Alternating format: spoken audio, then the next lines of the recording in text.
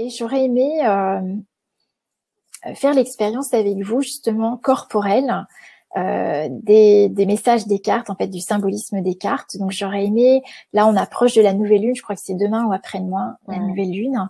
Et la nouvelle lune, c'est l'initiation de nouvelles énergies dans notre vie. Donc, c'est explorer un nouvel espace de conscience dans notre vie. Et donc, j'aurais aimé tirer la carte de la nouvelle lune et vous inviter déjà à réveiller cette information dans votre corps. Donc, c'est ce qu'on appelle un tirage d'énergie. Tirer l'énergie en vous, dans votre corps, se symbolise pour voir déjà qu'est-ce que ça évoque en vous. Donc, voilà, on peut faire une carte et puis après, je ferai le tirage de la maison et je vous inviterai dans ce que j'appelle ce tirage d'énergie pour éveiller ce langage des énergies de la lune. Super. Donc là, mettez vos questions. Donc, ça peut être une problématique actuelle, une douleur dans le corps. Absolument. Absolument. Super. On attend vos questions. Je sais que tout à l'heure, il y avait quelqu'un. Je vais retrouver la question. Ce sera les premiers arrivés, les premiers services. Ne tardez pas. Et je vais juste...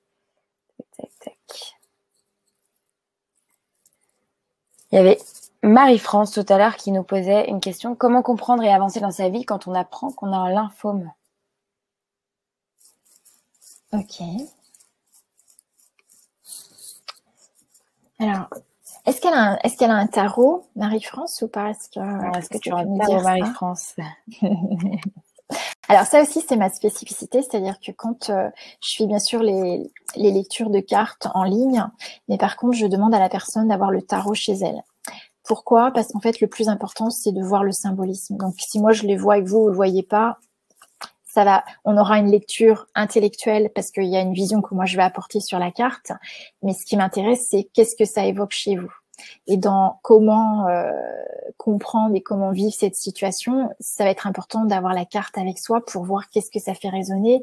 Et même, je vous inviterai à garder cette carte parce que au-delà de ce qu'on va pouvoir lire, c'est comment ça va vibrer, comment ça va résonner et quelles sont les prises de conscience qui vont être vécues.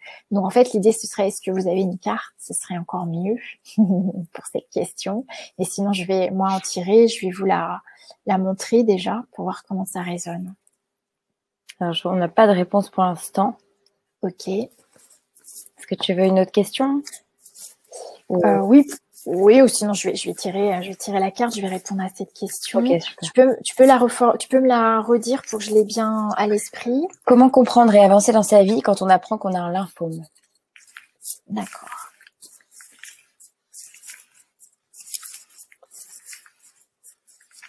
Donc en fait, déjà, ça je l'explique dans la transmission, c'est-à-dire que je vous invite à mettre les cartes en mouvement. Déjà, je prends les 22 arcanes majeures et je les mets en mouvement, c'est-à-dire je les tourne 22 fois dans le sens des aiguilles d'une montre. Ça, c'est pour mettre, parce qu'en fait, le tarot, c'est le miroir de l'inconscient. Donc, c'est mettre en mouvement toutes les informations que vous avez en vous. Ok.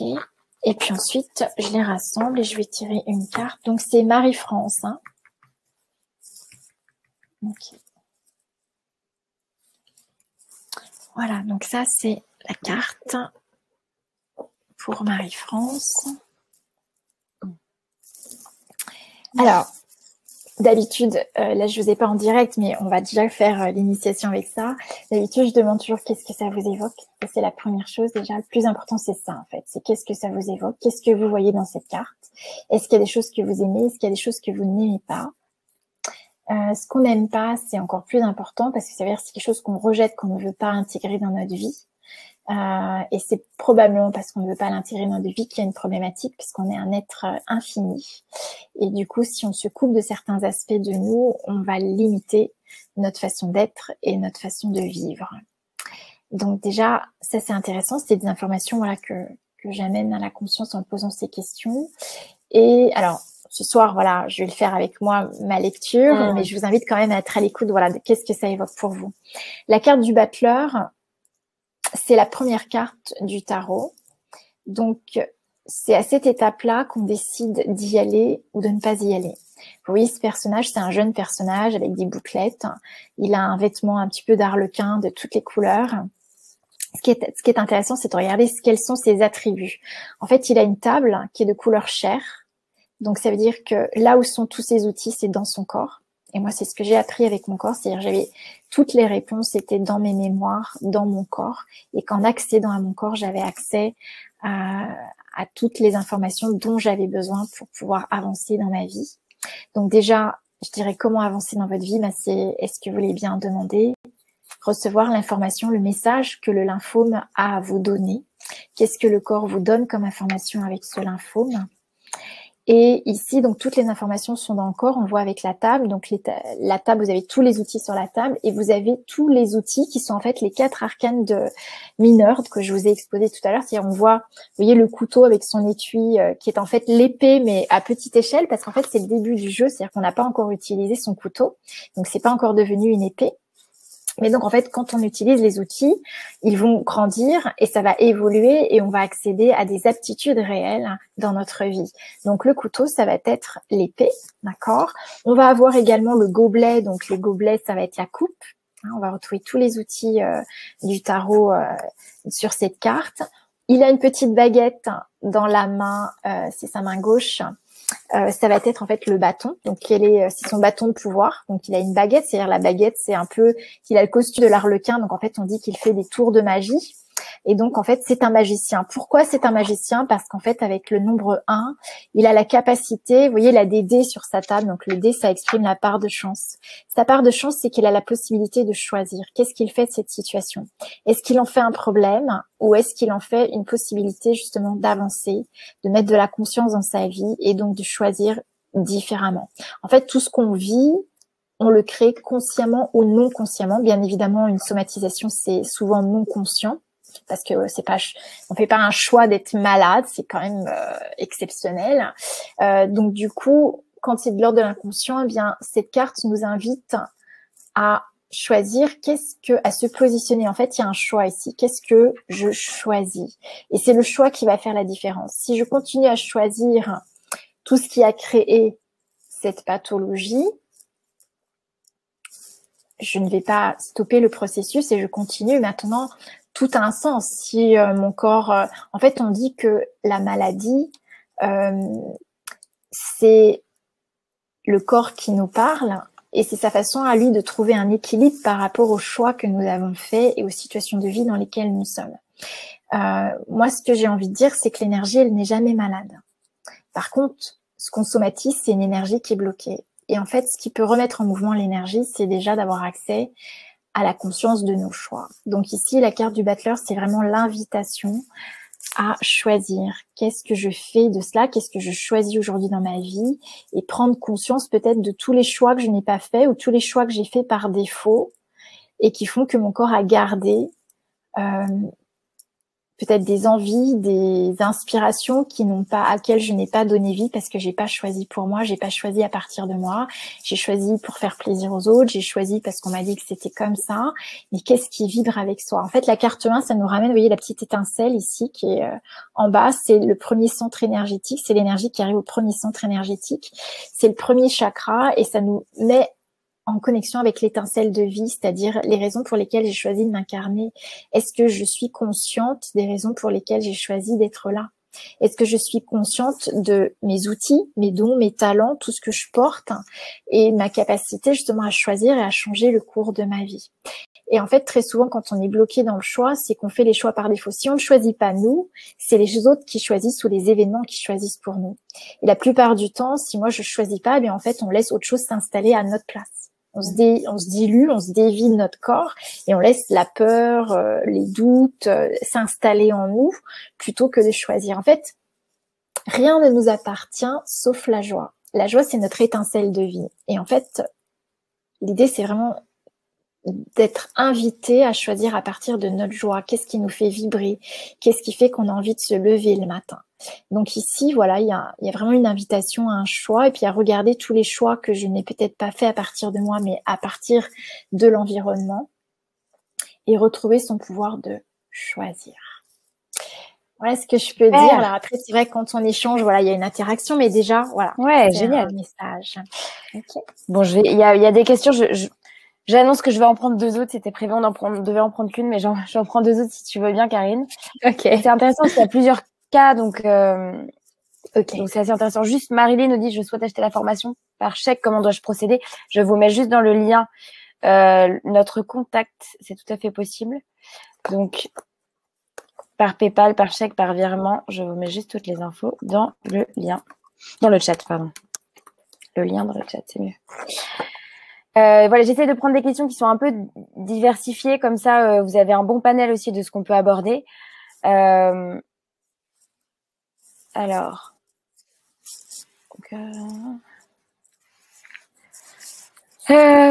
Kathleen nous dit: j'ai vécu des gros traumatismes, perte de poste professionnel, cancer avec récidive, trahison par mon conjoint qui m'a quitté récemment. Tout à reconstruire aujourd'hui, mon corps, ma vie professionnelle et ma vie familiale et amoureuse. Gros challenge, mais sur quoi concentrer mon énergie? Merci. Merci de vous livrer comme ça, c'est Merci, oui, merci vraiment de votre vulnérabilité parce que, vous voyez encore, le tarot, c'est pas anodin, c'est-à-dire qu'on a accès à l'inconscient et du coup, ça nous dévoile. Donc, c'est pour ça, il faut être prête pour se dévoiler. Donc, merci vraiment de votre vulnérabilité. Et la vulnérabilité, on en a fait quelque chose on a cru que la vulnérabilité, c'était notre fragilité. En fait, notre vulnérabilité permet d'avoir accès à notre conscience. Et donc, la conscience, c'est ce qui va vous permettre de changer les choses. Donc, en plus, j'aime beaucoup la formulation, Kathleen, c'est-à-dire sur quoi je dois me concentrer. Parce que c'est vrai que souvent, on se concentre sur les blocages ou les problèmes. Mais justement, c'est peut-être là où on a concentré notre énergie toute notre vie pour en arriver là. Et si je veux créer une autre réalité, eh bien, voilà, quelle énergie je vais pouvoir ajouter à ma vie, sur quoi je vais pouvoir me concentrer pour créer une réalité différente. Donc, voilà, je vais tirer une carte pour Kathleen.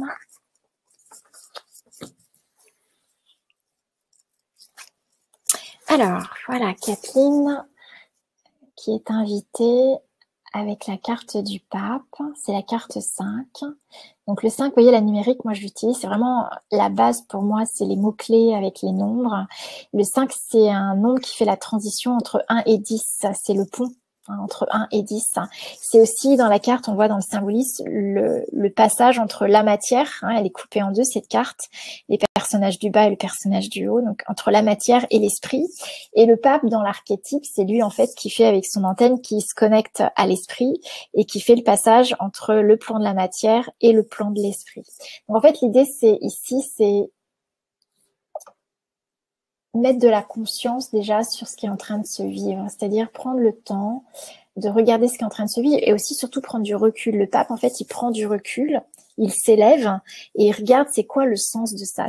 En fait, une des clés du pape, c'est de se poser des questions. Quel est le sens de ça?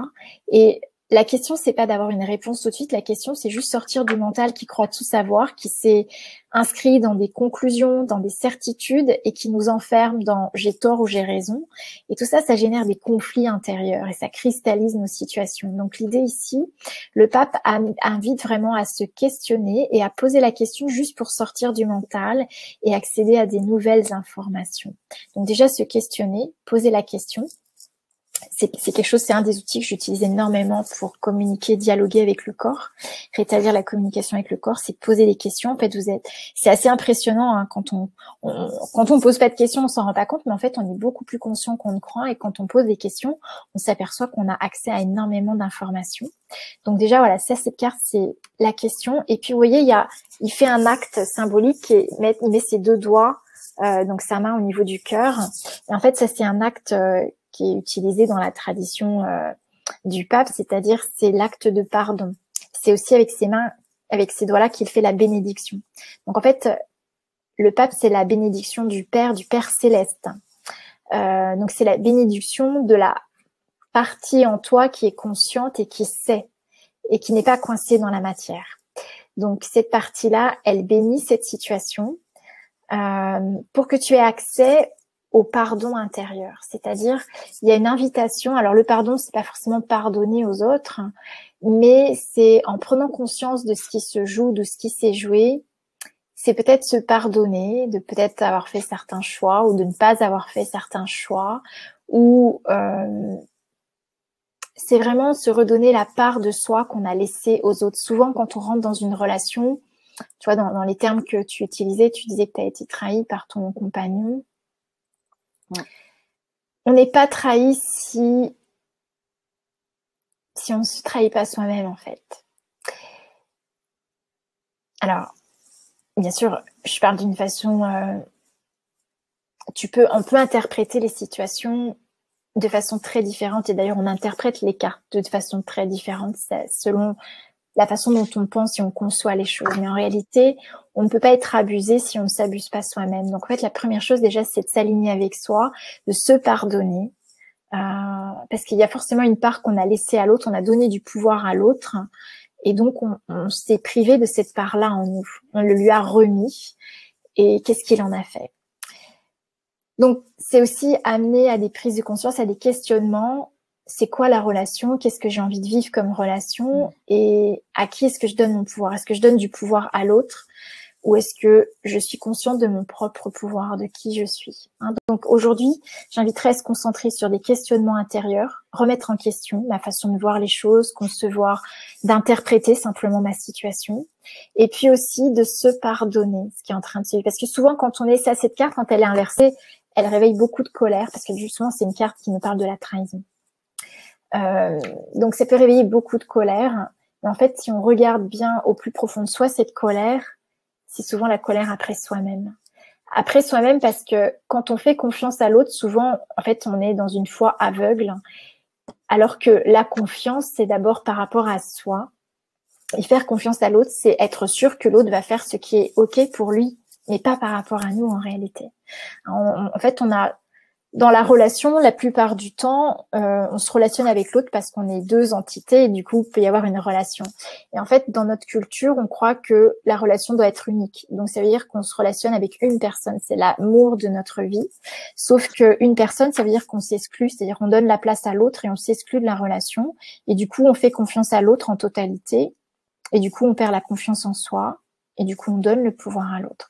Donc ici, c'est vraiment réintégrer ton pouvoir, réintégrer la confiance en toi, te réaligner avec ton pouvoir et te pardonner d'avoir tout concédé à l'autre et de t'être oublié quelque part. Donc voilà ce que je peux dire avec le pape. Super. Tout le monde te remercie. Kathleen te remercie beaucoup pour ta réponse. C'est super. Merci. Eh bien, on va prendre la dernière question, le dernier tirage, si ça vous va. Je suis désolée, alors j'essaie de choisir avec autant que je peux, mais on pourra pas tout prendre. Donc voilà, pardon d'avance pour ceux qu'on n'aura pas. Alors, tac, excusez-moi. Sonia nous dit difficulté à m'engager et ouvrir mon cœur suite à une rupture et perte de ma maman. Ok. Par contre, j'ai pas de questions. Ouais, c'est vrai. C'est une vraie question. C'est dans l'idéal. En fait, quand vous posez une question, vous êtes prête à entendre une réponse. Là, j'ai une affirmation. Alors, si tu veux, on peut prendre une question. Si c'est peut-être la question n'est pas assez mûre, c'est peut-être plus. Oui. Bon, oui, bien sûr. Mais c'est bien une question, ouais. C'est plus simple en fait. C'est plus cohérent en fait. Ouais. Super. Alors, tac. Est-ce que l'on peut aider quelqu'un qui est à l'hôpital, nous demande Janine. Alors, aider quelqu'un à l'hôpital avec le tarot? Je ne sais pas. C'est vrai que c'est une bonne question. C'est au moment où on a demandé les questions. Alors, Janine, est-ce que c'est juste question du programme? Alors, on en reprend une dernière. Aurélie, excuse-moi. Comment dépasser les difficultés d'incarnation, donc, de ses peurs? Ok. Ça, c'est une question pour un tarot. Donc, tu veux me redire comment dépasser les difficultés d'incarnation? Ouais, alors, du coup, non, pardon, je suis désolée, mais je reprends parce que Sonia nous dit, elle reprécise sa question comme j'avais prise en première. C'est juste comment ouvrir mon cœur. Du coup, c'était ça la question. Elle a perdu donc sa maman et elle a des difficultés à s'engager et comment ouvrir son cœur. Voilà. Ok, super. Super, merci. Okay. Alors, je vais regarder. Voilà. Alors, c'est la carte de la justice.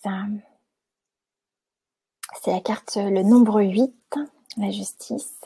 Alors, vous voyez, on retrouve dans la justice les attributs de nos tribunaux, en fait. La balance, l'épée qui tranche. Donc, peser le pour et le contre. Donc, ici, la question, c'est comment ouvrir mon cœur, c'est ça? Ouais, exactement.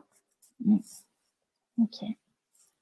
Alors déjà, ce qui est intéressant sur cette carte, c'est de regarder, si vous avez un tarot, c'est vrai que c'est plus facile, mais bon, ça vous aurez le temps de l'explorer, c'est de regarder que cette carte, c'est la seule carte du jeu qui nous regarde droit devant.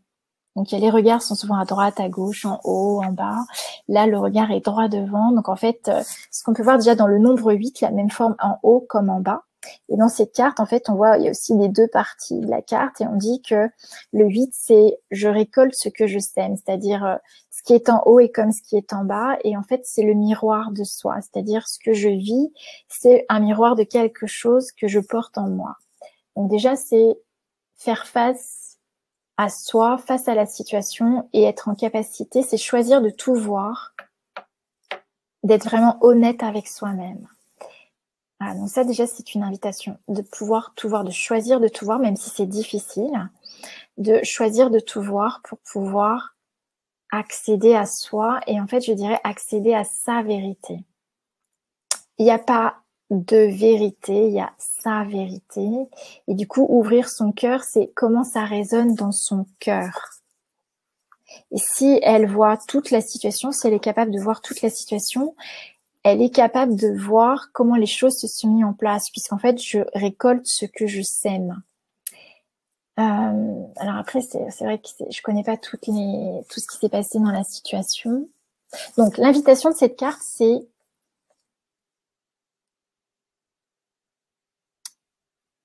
avec la balance, on pèse le pour et le contre, donc il y a une notion d'évaluation, de mesure. Il y a aussi une notion avec l'épée de trancher. Donc, je dirais que ce qui est important dans les relations, c'est qu'on a appris à se relationner de façon avec des besoins. C'est-à-dire que j'ai besoin de me relationner parce que j'ai besoin d'être aimée, j'ai besoin qu'on me comprenne, j'ai besoin de parler, j'ai besoin qu'on m'écoute, qu'on prenne soin de moi, etc. Quand on est dans le besoin, on rentre dans la relation avec une notion de manque. Et donc, souvent, on attire des personnes qui sont dans le manque. Donc en fait, pourquoi je parle de la relation? Parce qu'ici, il y a une balance et en fait, souvent, la justice, elle nous invite à trancher, vous voyez la corde autour du cou ici, à trancher la corde, tous nos attachements affectifs, émotionnels qui reposent sur des besoins, sur des manques, pour pouvoir accéder dans une relation où il peut y avoir vraiment des échanges sans qu'il y ait un dominant ou un dominé. Donc l'idée, ouvrir son cœur, c'est sortir des endroits où je me sens victime et sortir des endroits où je me sens coupable. Hein, la justice, ça nous parle aussi de la culpabilité. Donc ça veut dire des endroits où on va se condamner, on va se sentir coupable. Donc ouvrir son cœur, c'est sortir des jugements de soi, c'est trouver sa vérité. Donc c'est peser le pour et le contre et regarder avec les yeux du cœur la situation. Hein. Et c'est sortir des points de vue, des jugements ou des endroits où on voit les choses à partir du manque plutôt que de les voir à partir de cet espace intérieur qui sait que tout est possible. Voilà un petit peu comment nous parle la justice. Super. Donc, ouvrir son cœur. C'est trouver sa vérité, c'est pouvoir regarder les choses en face.